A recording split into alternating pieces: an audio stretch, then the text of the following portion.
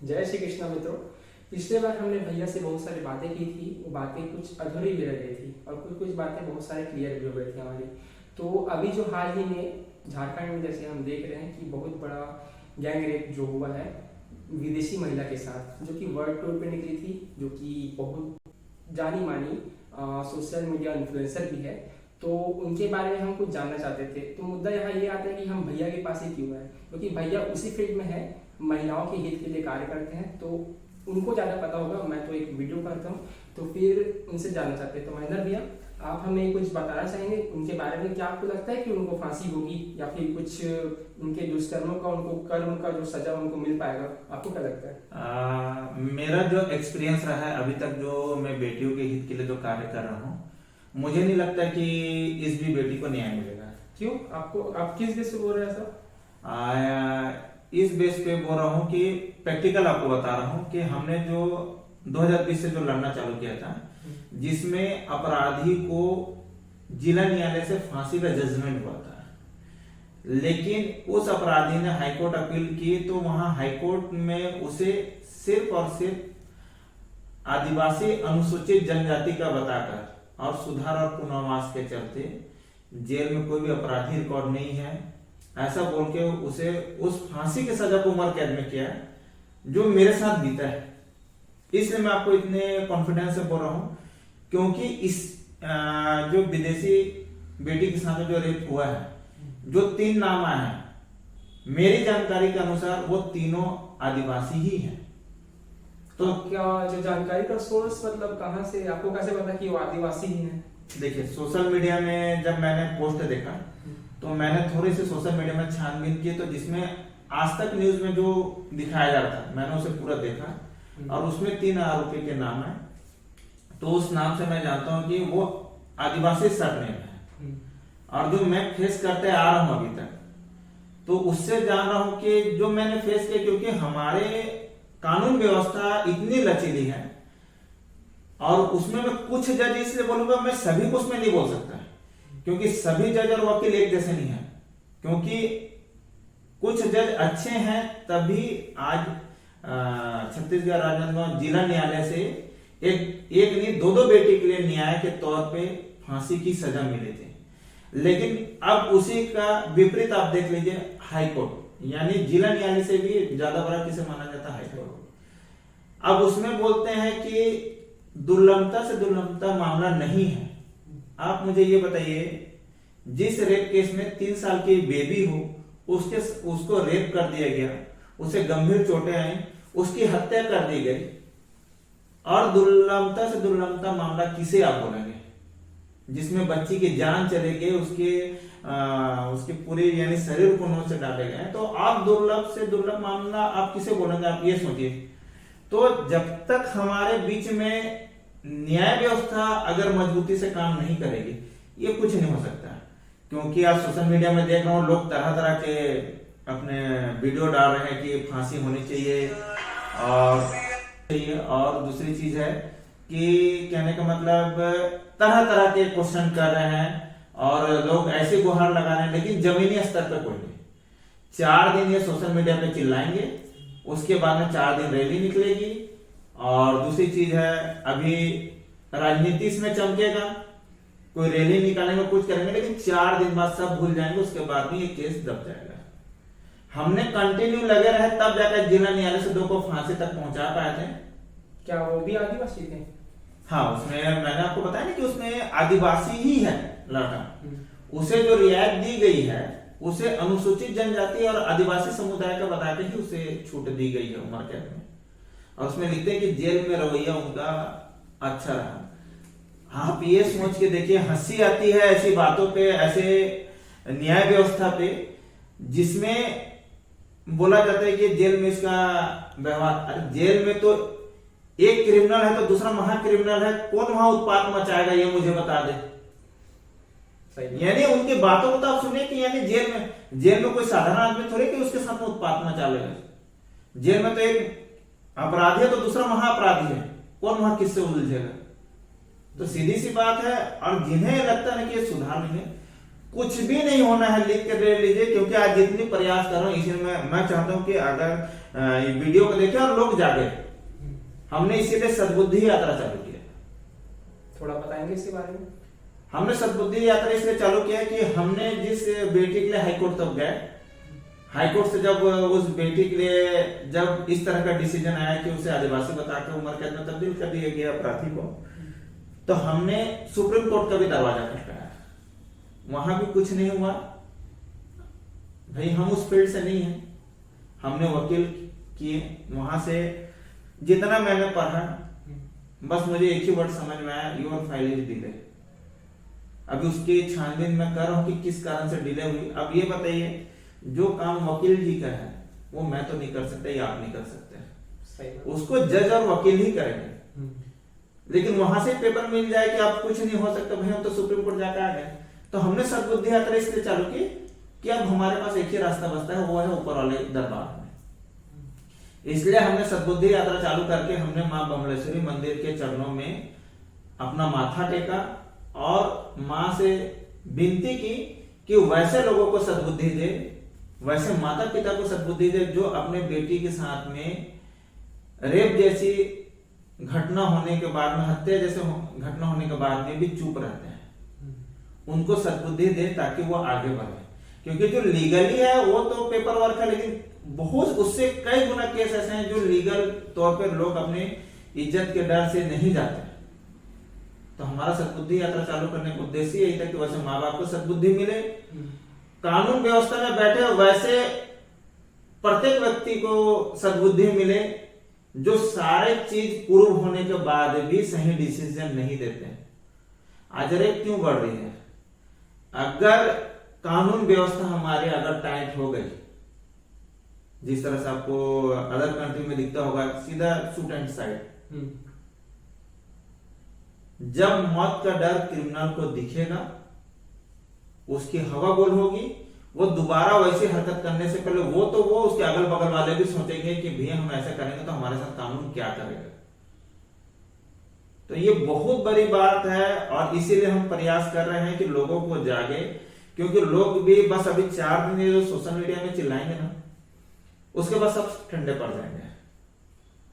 हमने जमीनी स्तर पर लड़ाई की, इसलिए हमने जो कभी नहीं हुआ था वो हमने वो करके दिखाया। जी। तो अब आगे क्या, आप आगे क्या करना चाहते हैं? देखिए, मैं सीधी सी बात मैं बता रहा हूँ, मेरा जो मैं दूसरे राज्य के लिए मैं नहीं लड़ूंगा, सीधी सी बात। उसका कारण बता, मेरा घर यहाँ खुद सेफ नहीं है। मेरे घर में हर साल 100 से ज्यादा रेप हो रहे हैं। मैं अपना घर में अपनी बेटियों के साथ हो रहे रेप और हत्या को छोड़ के मैं दूसरी राज्य बोल लो या दूसरा देश बोल लो, मैं क्यों जाऊं? मैं उधर जाऊंगा, मेरे घर में कांड हो गया, मैं क्या कर लूंगा?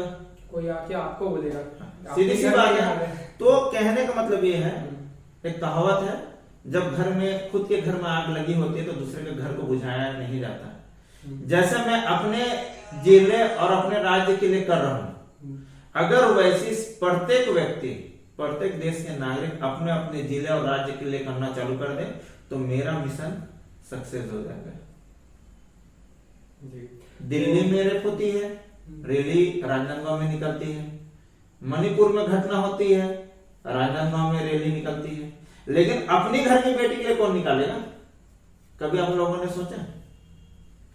हर जगह रैली निकाल के राजनीति करके ये नहीं। जब तक कानून व्यवस्था नहीं सुधरेगी, हमारे अब एक ही उद्देश्य है, किसी तरह से भी कानून व्यवस्था में सख्ती लाई जाए और किसी को भी किसी भी कारण से इन सब मामलों में, आपराधिक मामलों में सहानुभूति नहीं दी जाए।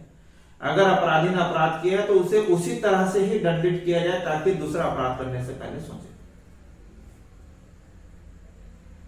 जी, ये सोच तो आपकी बहुत बड़ी है, लेकिन आपको लगता है कि ऐसा कुछ चेंजेस हो सकता है कि आदिवासियों को भी, जो कि आपने बोला कि जीनल आयल में उनको दिया फांसी, तो फिर अदर हाई कोर्ट्स को भी देना चाहिए। देखिए, यही सोचने वाली बात है।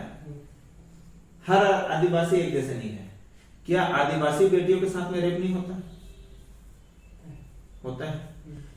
तो हमारा जो उद्देश्य है, आदिवासी हो या किसी भी समाज का हो, अगर उसने अपराध किया है तो उस अपराध वो दोबारा ना कर सके, उसको उसी तरह से दंडित करनी चाहिए। किसी तरह की सहानुभूति नहीं। जिसकी बेटी चल जाती है उसको समझ में, उसको उस तकलीफ को समझ में आता है कि उसके साथ में क्या घटना हुई है। और ये सभी के लिए लागू है, ना कि पर्टिकुलर किसी एक ही समाज के लिए, क्योंकि बेटियां हर रूप में, किसी न किसी रूप में हर घर में बेटियां हैं। तो मेरी जो लड़ाई है वो लड़ाई है, मैं सभी पूरे देश की बेटियों के लिए लड़ रहा हूं। और मेरा उद्देश्य है कि मैं सबसे पहले अपने घर को सुरक्षित करूंगा। अगर मेरी जो सोच है, अगर उसी तरह हर व्यक्ति जो दूसरे राज्य को देख के अपने घर में रैली निकालते हैं ना, अगर वो अपने घर की बेटियों के लिए अगर इस तरह से करना चालू कर देना, तो उस राज्य में ऐसी आपराधिक घटना होना बंद हो जाएगा। सही बात। महेंद्र जी, ऐसी कुछ घटना और फेस की हो आप तो फिर उसको बताइए, क्योंकि थोड़ी बहुत जानकारी सबको मिल जाए और इसके बारे में होने भी चाहिए जानकारी सबको। देखिए, मैं तो अपना लगा हुआ हूँ कि लोगों को जगाने में लगा हुआ हूँ कि लोग जागे। सबसे बड़ी बोलना चाहिए तकलीफ यह है कि लोग नहीं जाग रहे, अपने घर का इंतजार कर रहे हैं। आपको एक घटना बता दूं, ये जो घटना हुई है अभी कि पति को मार के उसके सामने ही गैंग रेप हुआ है, आपको बता दो 2023 रक्षाबंधन के दिन, जिस समय हमारे देश के राष्ट्रपति जी छत्तीसगढ़ दौरे पे थे और रायपुर जो जिला है छत्तीसगढ़ का, वहां पास ही रक्षाबंधन के दिन ही मंगेतर के सामने उसकी बीबी और उसकी साली का गैंग रेप हुआ। और उसमें आप सोचो, और उस घटना के बारे में जब आप सुनोगे, जिन्होंने अपराध किया, अपराधियों ने, वो 14 दिन पहले ही रेप केस पे ही बाहर आए हैं। रेप केस पे बाहर भी आते लोग? बाहर आए हैं। 14 दिन पुनः उन्होंने रेप की घटना को अंजाम दे दिया। अब आप ये समझ लो कि न्यायालय से उनको किसी भी तरह से बेल मिली हो या किसी भी तरह से छूट मिली हो, जैसा भी हो, वो बाहर आए। बाहर आने के बाद में उन्होंने क्या किया, दूसरी 2 बेटी का जीवन बर्बाद कर दिया। अब ये लोगों को समझना है कि न्याय किस तरह से ले जाए। मैं जो ये आपको बता रहा हूं ना, क्योंकि ये सब प्रैक्टिकल में फेस कर रहा हूं, क्योंकि आज इस फील्ड में घुसा हूं ना, तब लोग मेरे पास केस आते तो इस चीज की जानकारी होती है।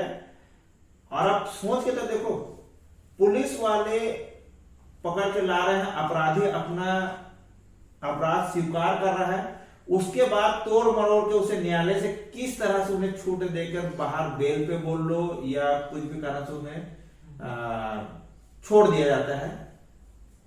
आज क्यों नहीं है अपराधियों के मन में डर? उसका कारण है ना, उनको अच्छे से पता है न्यायालय से किसी ना किसी तरह से उन्हें बाहर वो निकल ही जाएंगे। अगर उन्हें डर बैठ जाए ना कि न्यायालय हमको छोड़ेगा नहीं, तो मजाक है कि किसी बेटी की इज्जत पे आंच आ जाए या कोई हमारी बहन बेटियों को आंख उठा के देख ले। इसका मेन जो जड़ है इन सब आपराधिक घटनाओं का रोकने का या इन्हें बढ़ावा देने का, यानी अगर कानून व्यवस्था जब तक हमारी शक्ति नहीं दिखाएगी, आप लिख के ले लो, कभी नहीं सुधर सकती हमारे देश, क्योंकि लोगों में डर ही नहीं है। आपके हिसाब से कानून व्यवस्था क्या होना चाहिए? कानून व्यवस्था, अगर अपराधी ने अपराध किया है, सख्ती से निपटे। जैसे डर जो होती है, आज कोरोना का डर ही था ना, मौत का डर था। दूसरी चीज पुलिस की डर थी कि चौक में अगर वो घूमने निकले तो पुलिस की पिटाई। इसलिए रोड जितना कारफू में सन्नाटा नहीं रहता, उससे ज्यादा सन्नाटा थी कोरोना काल में। ये क्या था? डर ही तो था। डर ही था ना भाई, कि लोग डरते थे, अपनी मौत को देख के डरते थे। आज रेप करने के बाद भी क्या होता है, किसी न किसी तरह से उनको छूट मिल जाती है, तो वो डरे ही नहीं तो दूसरी घटना को अंजाम देगा ना, उसे जीता जाता। उदाहरण ये रायपुर की घटना है, जो 2 बेटियों के जिंदगी के साथ खिलवाड़ किए, 14 दिन पहले ही रेपिस्ट बाहर आए थे, वो भी रेप की घटना पे। आज उन्होंने क्या किया? अगर उन्हें न्यायालय से उन्हें छूट नहीं मिले रहती या वो बाहर नहीं आ रहा था, जो दो बेटी सुरक्षित रहती। तो आप देखो ना, और बोलते हैं पुलिस कार्य नहीं करती। अरे पुलिस कार्य करती है तभी तो अपराधी जेल के अंदर होता है। उनको छूट कहां से मिलती है? उनको न्यायालय से छूट मिलती है। तो हमको सीधी सी बात है, हमारे सिस्टम को सुधारना होगा। अपराधी मामले में किसी तरह की कोई गुंजाइश नहीं होनी चाहिए, चाहे अपराध छोटा हो या बड़ा हो। छोटे छोटे चोरी करके जाते हैं, उन्हें छूट मिल जाए तो वो बड़ी चोरी करते हैं। बढ़ोतरी कहां से मिला? पुलिस अपना काम करती है करके तो अपराधी को पकड़ती है क्या? पुलिस नहीं पकड़ती तब वो पुलिस की नाकामी मानी जाएगी। लेकिन कभी आप सोच के देखना, कई ऐसे अपराधी हैं अगर पुलिस पकड़ने जाती है तो उनपे वो हथियार से वार भी कर देते हैं। कई पुलिस वाले की जान चल जाती है। कभी आम जनता या न्यायालय में बैठे जो भी हमारे माननीय हैं, जो अपना डिसीजन देते हैं, जो उस केस को पढ़ते हैं, कभी इन लोग सोचे कि पुलिस किस तरह से काम करती है? क्योंकि वो एक पर्टिकुलर एक बेंच पे वो अपराधी को पकड़ने नहीं गए। अपराधी का डर क्या होता है? जब गोली चलती है ना, वहां बैठा के देखो तब उनको समझ में आएगा कि डर क्या होती है। जो अपने जान को जोखिम में डाल के अपराधी को पकड़ के लाते हैं। आप इस चीज पे गौर तो करके देखो। मैं इसलिए आपको बोल रहा हूं क्योंकि मैं ये फेस कर करके ना, बोलता ना कि अंदर से क्या बोलना चाहिए कि क्रोध भरते जा रहा है कि आदमी इस तरह से हरकत कर रहा है, इस पे कौन अंकुश लगाएगा? हम सोचते हैं कि हमको न्यायालय से न्याय मिलेगी। न्यायालय से उन्हें छूट मिलेगी तो न्याय कहां से मिलेगी हमें? आम जनता क्या कर लेगी? न्यायालय पे भरोसा किस तरह से भरोसा रखें आप बताइए? हमको भरोसा था और हमने कानून व्यवस्था को सशक्त नमन किया था कि हमको न्याय मिले थी। लेकिन वो हमारा कुछ दिन का था, वो भरोसा हमारा कुछ दिन का था। बिलासपुर हाईकोर्ट ने जो अपना जजमेंट दिया वो हमारा भरोसा वहीं से खत्म। दूसरा बोलते कि आप सुप्रीम कोर्ट गए, हमने सुप्रीम कोर्ट तक गए, कुछ नहीं होना। तो इन सब पे आम जनता को आगे आना होगा। जिस तरह से आप किसी रैली पे जाते हो, जिस तरह से किसी धार्मिक कार्यक्रम में जाते हो, उसी तरह आपको अपनी बेटी के लिए आगे आना होगा।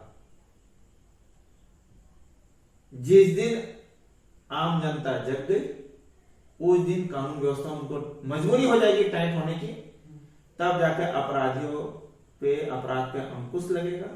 और हमारा अब यही मुहिम चल रहा है, कैसे भी करके लोगों को जगाए। क्योंकि मैं हर एक के साथ कोर्ट नहीं जा सकता, मेरी भी मजबूरी है। और मजबूरी भी आपको सीधा बताना कि मैं हर एक के साथ कोर्ट जाऊंगा तो मेरा घर परिवार कौन चलाएगा?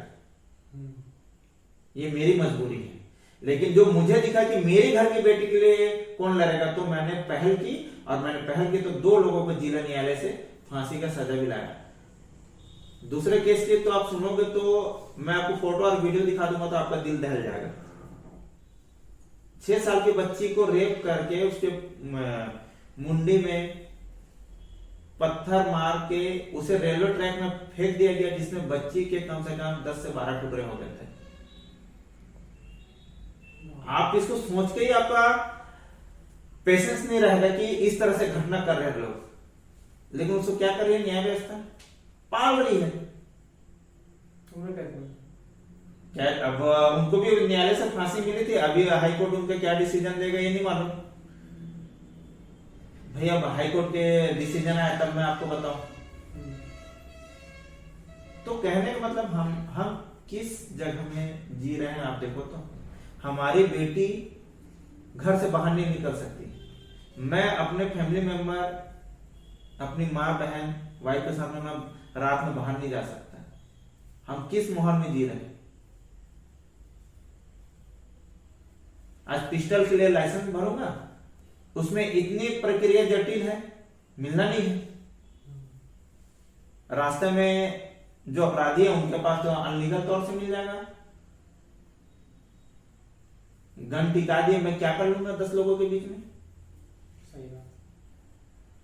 तो कहीं ना कहीं हमारी कानून व्यवस्था को सुधारने की सख्त और जल्द से जल्द, आज ये देखते देखते समय पार होते जा रहा है, लेकिन कुछ नहीं हो रही। इसलिए मैं चाहता हूं लोग जागे और लोग सिर्फ सोशल मीडिया तक सीमित मत रहे, लोग जागे और आगे आए, ताकि हर जो भी बेटी के साथ में ऐसी घटना हो रही है इस पे तुरंत अंकुश लगे।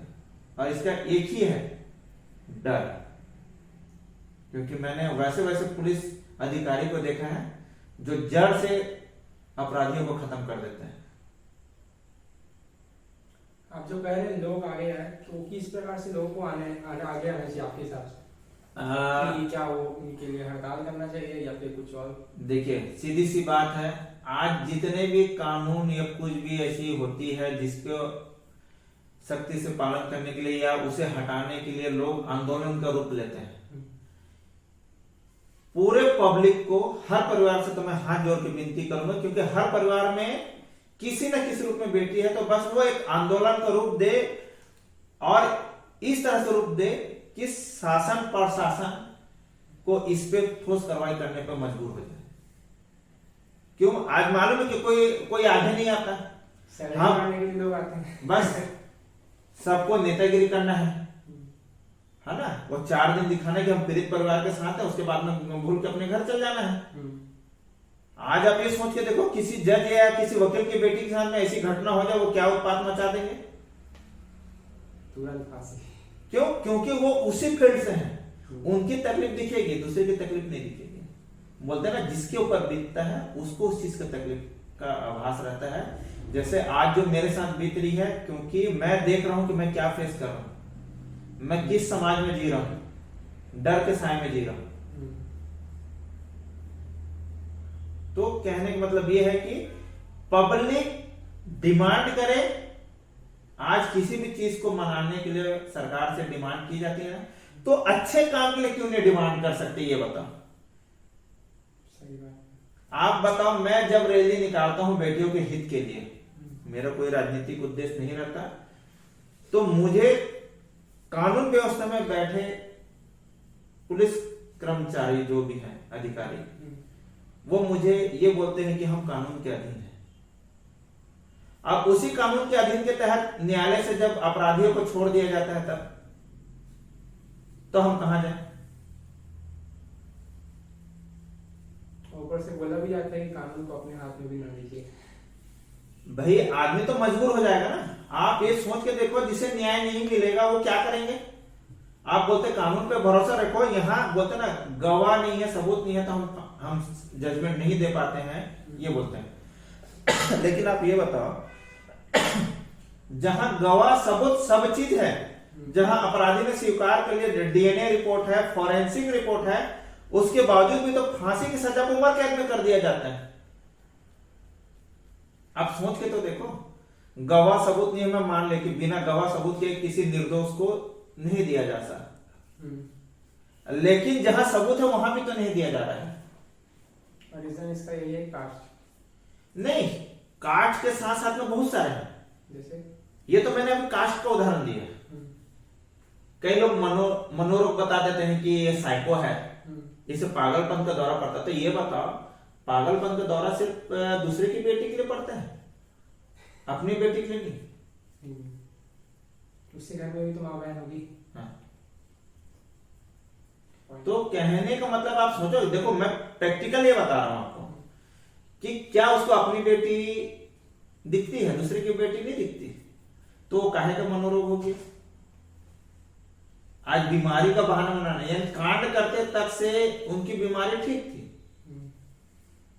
पुलिस पकड़ लेती है, कोर्ट कचहरी चलती है, तो सहानुभूति, परिवार में कोई कमाने वाला नहीं है, उसको तो पहले सोचना था ना। वो घटना को अंजाम देने से पहले सोचना था उसको। तो इन सभी को लोग जाने जो मैं फेस कर रहा हूं, और यही चाहता हूं कि लोग जब तक आगे नहीं आएंगे, क्योंकि लोग बस ये जान लो कि जब तक मेरा काम है उन्हें जगाना, क्योंकि मैं कोर्ट कचहरी सब जगह जाके देख लिया हूं, न्याय पे जो भरोसा था वो मेरा भरोसा नहीं है, मैं साफ बोलूंगा। और लोगों से बस एक ही अपील करूंगा कि आप अपनी बेटी समझ के ऐसे मामलों में आगे आए। जब आप किसी राजनीतिक रैली में जा सकते हो, किसी धार्मिक कार्यक्रम के रैली में जा सकते हो, अपनी समाज के रैली में जा सकते हो, तो अपनी घर की बेटी के लिए क्यों नहीं जा सकते? जो कि जरूरी है, बहुत ज्यादा। बहुत ज्यादा नहीं, बहुत ही ज्यादा जरूरी है। क्योंकि जो आज मैं फेस कर रहा हूं, लोग अगर नहीं जागेंगे और हमारी कानून व्यवस्था नहीं सुधरेगी तो वो दिन दूर नहीं कि हर घर में ये घटना सुनाई देगी। क्योंकि मेरे पास कई केस आते हैं जिसमें उनके माँ बाप ही आगे पहल नहीं करते, तो वहां हम भी कुछ नहीं कर पाते। जो ऑन रिकॉर्ड है वो तो है, उसके कई गुना जो रिकॉर्ड में नहीं है उससे कई गुना केसेस हैं। आज एक बार तो सिर्फ डर बैठा के देखो, सरेआम अपराधी को सजा दे के देखो। मजाल है कि उस एरिया में अगर रेप हो जाए तो बताना, सिर्फ एक बार डर तो बैठा के देखो। और सबसे उसका जीता जागता उदाहरण है कोरोना काल, जो डर क्या होता है वो लोगों को दिखाया जाएगा। तो एक बार अगर डर बैठ गई, मजाल है कि कोई हमारी बेटी को आंख उठा के देख दे। सही बात। तो भैया आपका जो भी फाइल होगा, अगर आपकी अनुमति हो तो नहीं, मेरे को देखो, मैं अपने सोशल मीडिया में डाले हूं, मैं आपको दे दूंगा कि हाईकोर्ट ने किस शब्दों को इस्तेमाल किया है। मैं चाहता हूं कि लोग उसे जाने। मेरे को किसी समाज से, किसी जाति से कोई द्वेष नहीं है। मेरा सिर्फ एक ही है कि लोग जागरूक हों और आपराधिक घटना पे किसी तरह का भेदभाव नहीं हो। क्योंकि आज जो सोच रहे हैं कि उन्हें उनके लड़के को छूट मिल गया, ST/SC बता के उन्हें छूट, तो वो घटना उनकी बेटी के साथ भी हो सकता है। इसको भी आप देखो। तो मेरा उद्देश्य बस ये है, आप हर चीज में छूट दो ना भाई, लेकिन किसी भी आपराधिक घटना में छूट मत दो जिससे अपराध को बढ़ावा मिले। ये ठीक है। तो आपका कांटेक्ट नंबर भी हम डाल देंगे जी। तो जिनको भी भैया को कांटेक्ट करना होगा, उनसे कुछ जानकारी लेनी होगी या फिर कुछ बातें करनी होगी, होती है कुछ सबकी अपनी पर्सनल बातें, तो आप कर सकते हैं भैया से कांटेक्ट। और भैया तो हाँ बोल दिए हैं कि कांटेक्ट आप कर सकते हैं। नहीं, देखिए मैं आपको बताता हूँ, आपके जिनको भी ये लगता है कि मेरे शब्द बेबुनियाद हैं, मेरा नंबर दिया रहेगा, आप मुझे व्हाट्सएप करके वो कॉपी मांग के आप पढ़ सकते हैं। मेरा ये बताने का उद्देश्य इसलिए है क्योंकि आप जागे।